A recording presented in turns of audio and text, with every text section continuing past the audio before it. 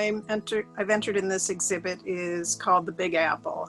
It is from a photograph I took of myself sitting in the kitchen with the scale with this giant apple sitting on the scale, because this was the only apple that grew from my apple tree that year.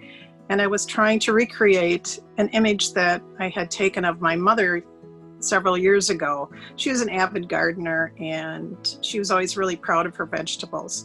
And this one year she had dug this huge potato. It was like 3+ pounds. So she was very proud of it. So we thought, oh, this is perfect.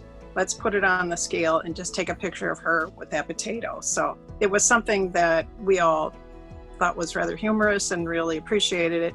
My son-in-law, who's an artist also, he had done an oil painting of that same image. So it was just kind of trying to recreate that moment.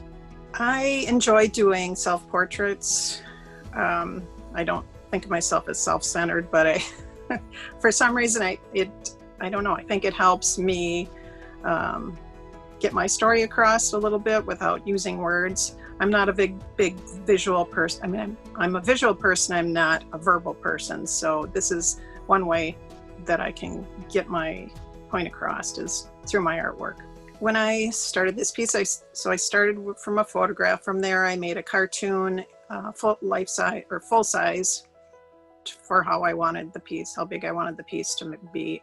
And I did that on parchment paper. From there, I start with just the subject, so the head and the shoulders, and I use all fused fabrics.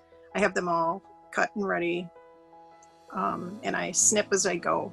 I don't try and get real detailed. I try to keep it, I try to use chunks of fabric rather than, try and stay within the lines. I go more by feel and look than by trying to reproduce something like a photograph. So once I'm happy with the subject, the basic focus of the piece, I will set that aside and start auditioning backgrounds. And once I find a background that I feel is appropriate, I will do the quilting on the background only. And after that's finished, then I will fuse the subject back on and then do free motion quilting on that.